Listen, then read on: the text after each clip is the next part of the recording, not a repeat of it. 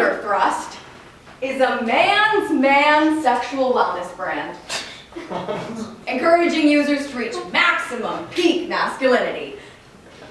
However, as AVN Media on February 14, 2024 explains, ThunderThrust isn't real.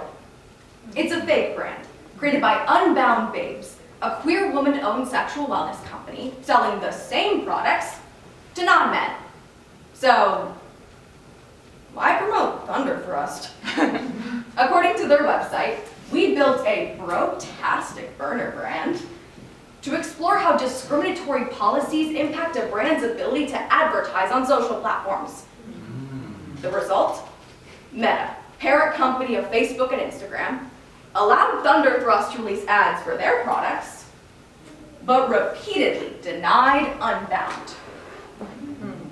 Considering NBC on February 7, 2025 explains, Meta's restrictive guidelines now extend beyond advertising, including removing hate speech guidelines that once protected the queer community, prompting us to ask, how does Unbound's ThunderThrust campaign rhetorically circumvent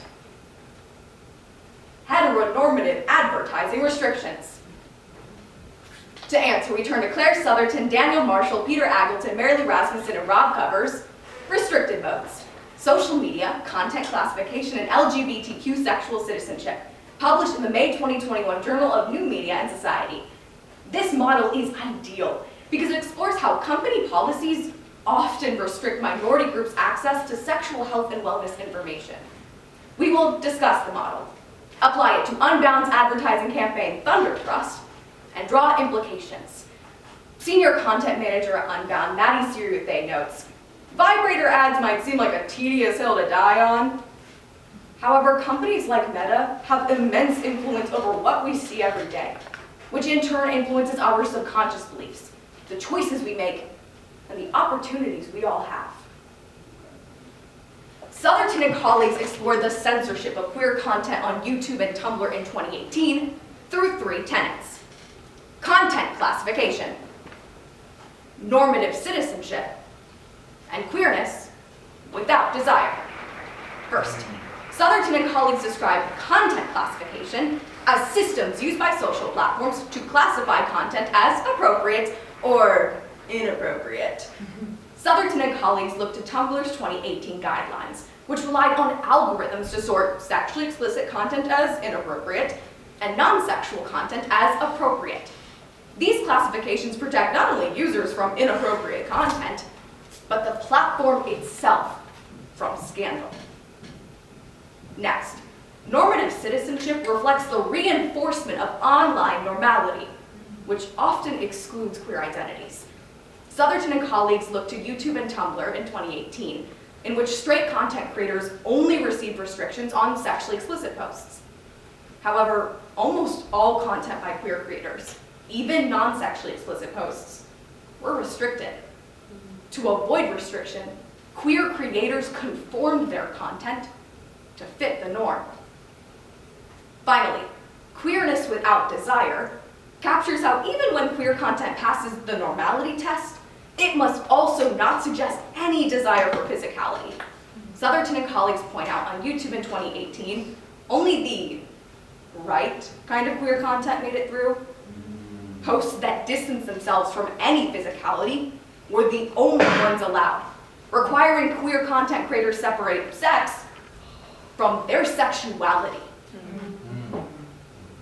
Tumblr and YouTube's 2018 guidelines are not dissimilar from Meta's current advertising standards. So queer small businesses, companies, and content creators must abide, or at least adapt. Now that we understand Southerton and colleagues' model, let's apply it to Unbound's advertising campaign, ThunderThrust. First, Meta's content classification serves as policy for determining an advertisement's level of appropriateness. While avoiding sexually explicit imagery, Unbound promotes sexual health and wellness to all genders. However, Mashable on October 23, 2024 explains, Meta's guidelines state, ads promoting reproductive or sexual health products or services must not focus on sexual pleasure. Unbound notes on their website, family planning for cis males is inclusive of erections and ejaculation. For everyone else, orgasms are considered unnecessary in pregnancy and are therefore inappropriate. ThunderThrust prioritizes performance enhancement for cis males, appropriate for procreation, and the platform. Next, Meta's advertising guidelines reinforce normative citizenship, forcing Unbound to shed its company identity of being queer and queer inclusive to target a more normal ideal: hypermasculinity. They stripped away the bright colors and playful backgrounds for black and white pictures often featuring muscled and masculine figures. By even associating with queer content, Unbound was restricted. When targeting a toxically masculine audience, ThunderThrust fit the norm. Finally, queerness without desire. Unbound unabashedly promotes sexual health and wellness. As CEO Polly Rodriguez explains, Unbound seeks to allow as many people as possible to have the best sex possible through inclusive products and education. Unbound connects the experience of desire with their queer identity. So Unbound couldn't separate queerness from desire, but ThunderThrust could separate from queerness and maintain masculine desire, allowing advertisements for maximum peak masculinity to pass unrestricted. We've explored Southerton and colleagues' model and applied it to Unbound's advertising campaign, ThunderThrust. Let's return to our research question. How does Unbound's ThunderThrust campaign rhetorically circumvent heteronormative advertising restrictions? ThunderThrust prioritizes performance enhancement for cis males and reveals the key element in circumventing Meta's advertising standards: procreation. This reinforcement of procreation as paramount in sexual communication provokes two implications: the unrestricted promotion of pronatalist ideals and navigating queer censorship. First, Meta's unrestricted promotion of procreation inadvertently bolsters pronatalist rhetoric. Vox, on July 30th, 2024, describes a movement surging in the United States, driven by the concern that the world is not producing enough white children. Pronatalists call for an increase in birth rate and advocate for decreasing reproductive rights. The policies pronatalists push easily fit into Meta's advertising standards. Meta forces sexual wellness companies make their products relate to family planning or face censorship. These policies reveal not only the insidious nature of seemingly benign legalese, but how access to non-natalist information is far too often restricted. Finally, navigating queer censorship. Although Unbound's ThunderThrust campaign humorously bypassed Meta's guidelines, their aim wasn't simply to circumvent the rules, but to reveal the covert pronatalist ideals these restrictions reinforce. However, as our model explains through normative citizenship, queer creators can conform their content to fit the norm. But we also shouldn't hide our identities.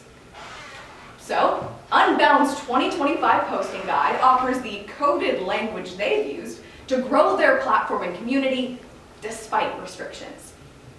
For instance, instead of saying vibrator and butt plug, they say toy and plug, maintaining their true meaning while using language suitable for both their community and the platform. Although it would seem easier to simply not use Meta's platforms, our silence is what pronatalists desire.